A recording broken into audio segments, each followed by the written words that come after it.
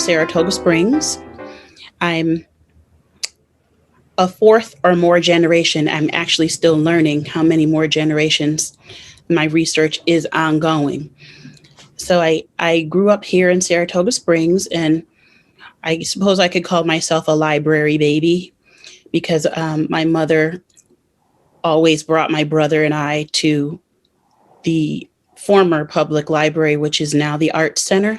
It's in the northwest corner of Congress Park. So Saturdays was our day to go to the children's room and enjoy.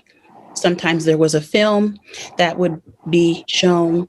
Other times we could just pick our books out or maybe listen to an album on the headset, on the record player. So the library has always been a welcome and important place in my life.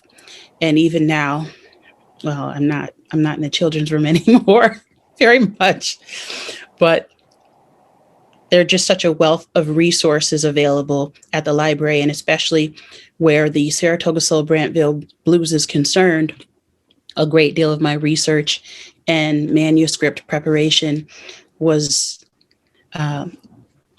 able to happen in the space of our Saratoga Springs Public Library. So I can thank everyone for just being a blessed resource, because without our public library, I probably would not have been able to complete and get to publish this piece. So thank you for those who have taken time, attention, and interest. And if you are interested in making a purchase, there will be some information at the close of the presentation. So I would like to just talk a little bit about the process of writing Saratoga Soul. Some of you may have seen that the introduction in the book is based on the same anthology piece from Before They Were Our Mothers, which is this title. So if you've seen this or if you have it, this was a special project put together by editor Patricia Nugent. And sometimes I stop into the Arts Center, and on the bulletin board, they have open calls. So this project was part of an open call where the editor was looking for authors to contribute to this project. So I thought, oh, wow, that would be something nice. I've been writing, and I would like to share my mother's story, because this collection has women authors across New York State who tell the story of their four mothers. And it was published in 2017. And some of the authors are local residents. So I have this keynote to share with you, and I think I can start with that. And then if folks have questions at the end, I think we'll get to have some time for questions. And in between, I'll just be offering some commentary on each panel in the slideshow. All right, make sure I get this right.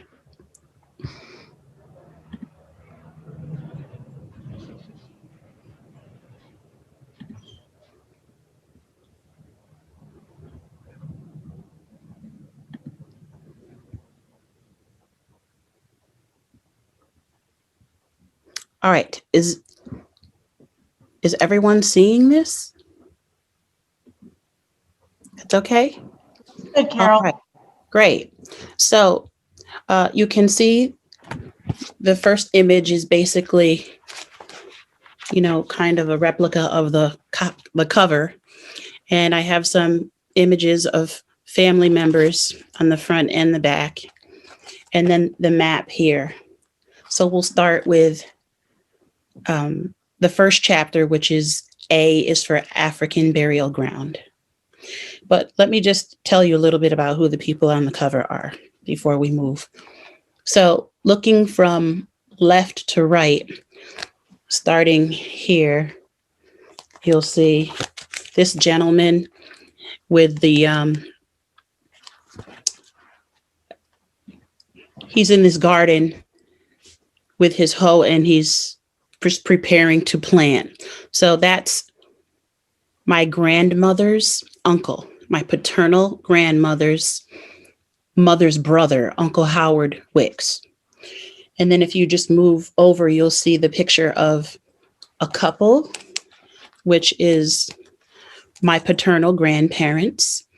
And the contrast in their dress shows them in their work clothes on the left, and then later on the right-hand side, dressed more formally.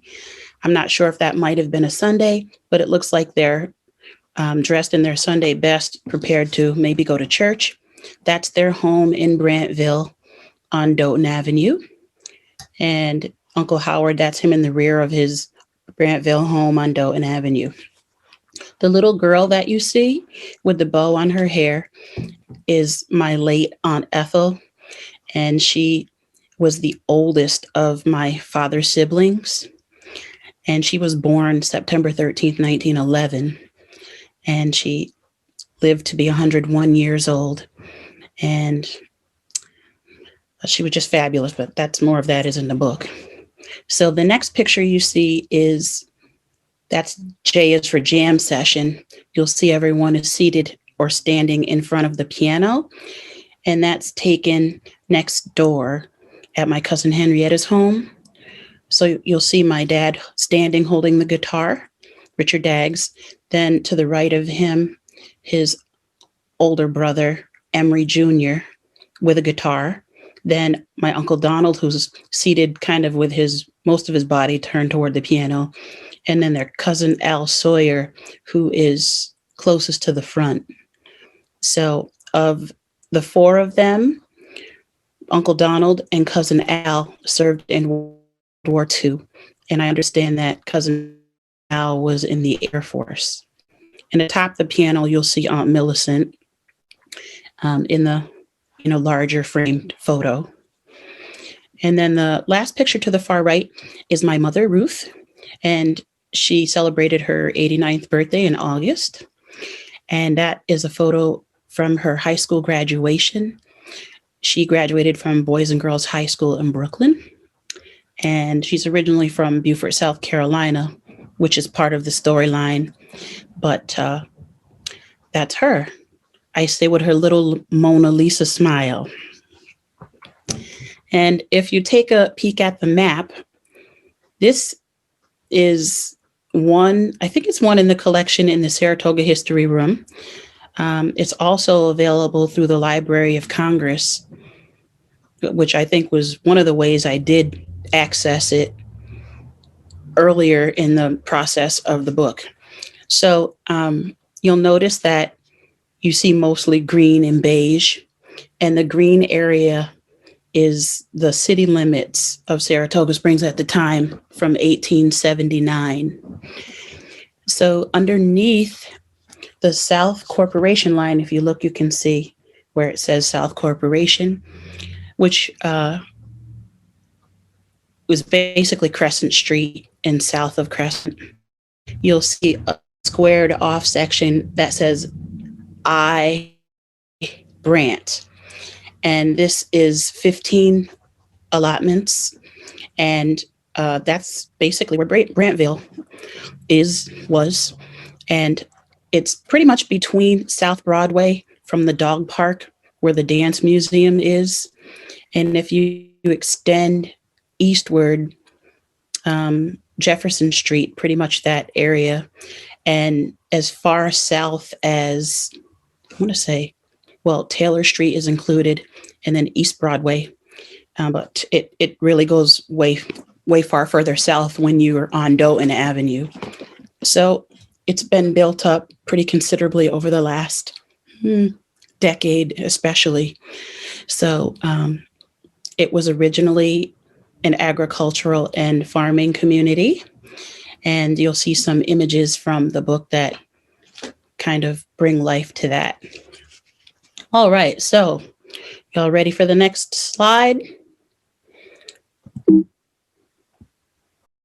All right, the first chapter is A is for African Burial Ground. And it's on your book and you kind of wanted to just page along. The African Burial Ground is a National Historic Site, and it's located in Lower Manhattan. And during the late 80s and into the 90s, 1990, it became kind of a piece of news because there was some building that was planned, but when the archaeological survey came back, it was found that there were remains of enslaved people who were buried in this area. So I was able to visit, and some of the information that I gleaned from my visit, I included in the first chapter because it's relevant to the African American experience. All right, so you'll see the location is actually 290 Broadway in New York. And the first plate here is the transatlantic slave trade dispersed millions of Africans around the world, creating far-flung communities, a diaspora. Thousands were brought to New York City alone between the 1600s and the early 1800s. Their skills and labor and that of their descendants built the city and its wealth. So you can see the maps of some of the areas that people were taken from, including apparently South America, yes. So if you ever have an opportunity to visit, it's a pretty profound place to get to see. B is for Brandtville. And I think what I'll do is just read a little paragraph. I wasn't sure if I should read, and then I said, well, since I can, I will. B is for Brandtville Blues. Brandtville is located on the 1879 Saratoga Springs, New York map. The area is located below the South Corporation line and was named for Isidore. Sometimes his name, you'll see it as Isadora Brandt, who in the 1880s is listed as a member of the Saratoga County Board of Supervisors.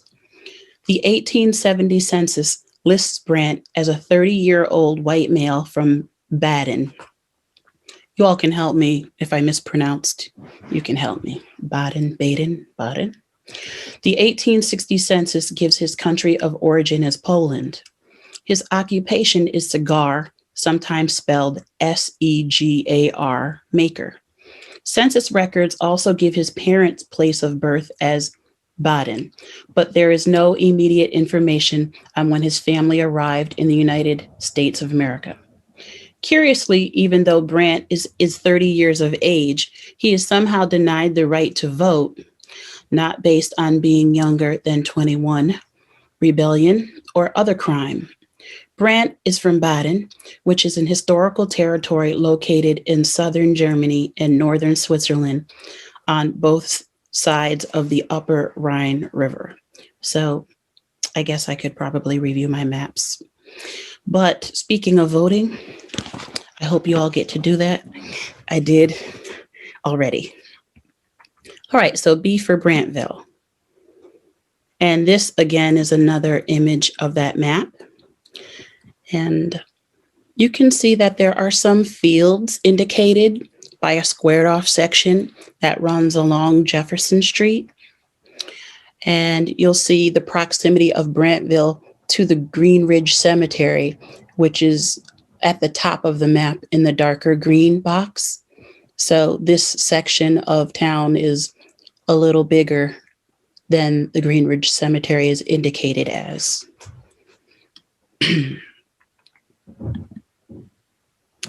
Chapter 5 is E is for Ethel. And again, she was the baby picture on the front cover and my father's oldest sibling. Page 42 here for chapter 5. And again, this is her baby picture. I was thinking that my grandmother Maud more than likely made this dress. And I was saying that I would like one like it. And this is a photo of Aunt Ethel's Class of 1929 Saratoga Springs High School graduation. I have her yearbook. It's kind of delicate, so I don't really handle it much. But if you have a moment to visit, excuse me, the Saratoga Springs History Room, there are some pictures of earlier classes, and her class photo, the full group, is on the wall. I believe that's the west wall of the Saratoga Springs History Room. There's another one in the book that I did not include here, where she's pictured with Spit and Spat in Congress Park. And that's probably one of my favorites from the collection. Chapter 6, F is for family and farming. I mentioned that Brandtville was a strong agricultural and farming community. And in some of the images, you'll see chickens. They had cows and pigs. Pigs was a important part of their income. I'll tell you a little bit more about the pigs in the P chapter. That's coming up later. This is the same image from the cover. Again, our paternal great-grand uncle Howard Wicks, tending to his garden in the rear of his Brandtville home on Doughton Avenue. I'm not sure about the date on this, but 25 years ago, I was blessed to upgrade this property. So you can see the house in the rear. That's where I live now. So it's a blessing to me to know that someone's vision in generations before is blessing me in a way that I need today. So I'm not sure what all my legacy will be, but I'm just really grateful that someone before me had vision to build their own home, which is housing for me today. So it's all grown in now. If you drive by, you'll say, wow. And I'm not sure about some of the homes across the street, but Uncle Howard had two brothers, Emmett and Eugene, and his sister, Julia, who was my grandmother Maud's mother. And as I understand, they came from Gansford or Northumberland. So I'm still researching some of that information too, but it's pretty fascinating to know about things that were happening long before you arrived on the scene. And, some of the people from the cover, of course, I've known them from just their lives and family circle, but Uncle Howard is someone I've only known from photographs and stories. G is for grandparents, graduates, and girls.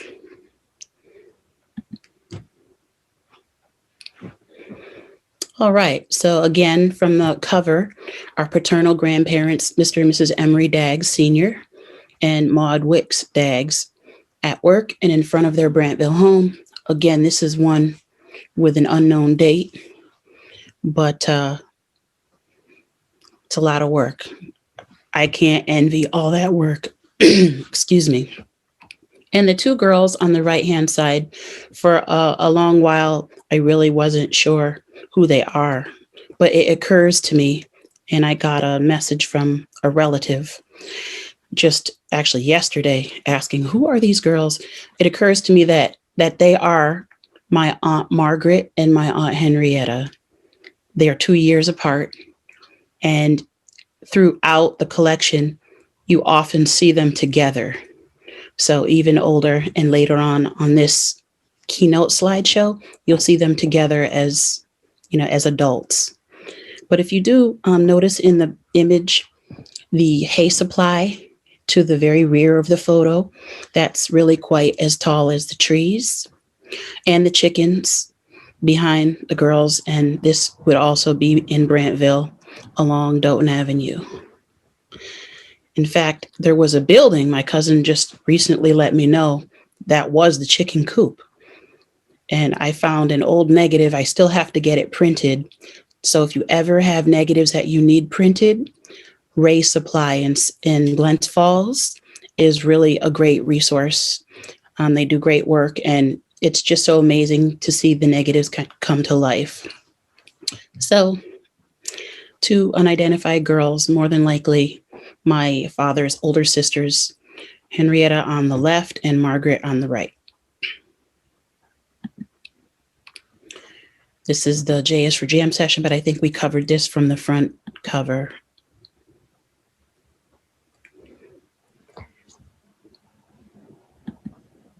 "12L is for Lovely Ladies," page 73. And this is an image from the Marching Club of Monarch Temple, located here on Congress Street. And I spoke with my mother earlier this week, and we were reviewing some of these images. And of course, there were some people she remembers and knows well. And my aunts are in this image. On the left in the rear, the tall lady with the glasses is my Aunt Margaret. And on the right-hand side in the rear, the second lady in, that's Aunt Ethel. And then my Aunt Janie in the front, to the far right, second in from the right, seated with her hands crossed. That's my Aunt Janie. All right, 16. Oh, can I was going to say, can I go back? But I don't think I can. Because my mom was saying that she thought Miss Hattie Mosley of Hattie's Chicken Shack was seated in the rear of that photo. P is for Papa Parents, Play Pals, Pigs, and Potatoes. So the thing I was going to tell you about the pigs is that the pigs were kept all the way down at the end of Doughton Avenue. So for those of you who are really old school Saratoga Springs folks, you may remember Mrs. Dudley. She had a home. She kept a number of foster children, but I guess before that property was there, it was a section of Doughton Avenue that was dedicated to the pigs. And each year, my Aunt Ethel told me stories about how they used to have to prepare the pigs for slaughter because they would get them prepared for the packing company in Scotia, whose name escapes me at the moment, but it's in the book. This is our paternal grandfather, Emery Daggs, Sr., and this is a 1925 image. And my grandfather was a really strong business-minded person. So he actually had his own rubbish company. It was called Daggs Refuse back then. And I think his first formal truck was from 1935. Somewhere in the 30s. So he and my grandmother had really 10 children together, but they lost two boys, I learned in the research. So it's important to learn more about, family dynamics. You'll really discover a lot through your research. And this is my father, Richard, on the left, and his brother, Joe. They were both musicians, and they were 11 months apart. So you'll notice the house in the rear, the number 4 on the side of the house. Their address at that time was number 4, Doughton Avenue. And they were the best of friends. I mean, they were the last 2 children of the 8, but they were really quite a dynamic duo. My dad played, and I want to say it was a 1964 World's Fair in Queens. I'm not sure which year in the 60s it was, but he was able to play at that. Chapter 19, S is for Supportive Sewing, Sisters and Sorrows. And this is our Aunt Henrietta. And this is at the wedding reception of my Aunt Margaret. Remember the 2 little girls. So This was 1949 on Ash Street, the wedding reception she hosted at her home. And Aunt Millicent is behind her with the outstretched arm. And Aunt Ethel is with her back to us. I can tell that's her because of her hair. And I'm not sure who the young man with the glasses is, but you will see the gentleman seated in the lower right-hand corner. And that's our grandfather, Emery Sr. And this is my mother, Ruth, her high school graduation picture, which is on the front cover. And this is from the dedication page in the front matter part of the book.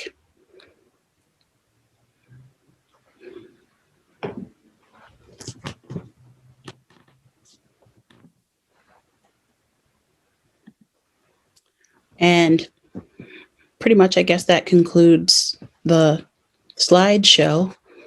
And this panel has some book order information and my picture with my different hair. It's all gray now, but at least I still have some. And the final panel is my thank you for making time in your schedule to share in this Saratoga Springs Brown Bag Lunch lecture. Should you have further questions, will you please reach out to me via email at saratogasoul2020@gmail.com. And having grown up in the library, it's my sincere privilege and pleasure to collaborate with local history librarian Miss Lorraine Weiss and adult services librarian Miss Callie Nagler. Saratoga Springs Public Library remains a special place in my life where I can always just be myself without incident or worry. The staff is always pleasant, helpful, and just good to be around. I'm thankful for Saratoga Springs Public Library for being a blessed lifelong resource, and especially during this Saratoga Soul Brandtville Blues chapter in my life. Soulfully yours, Carol Jazage. Thank you so much.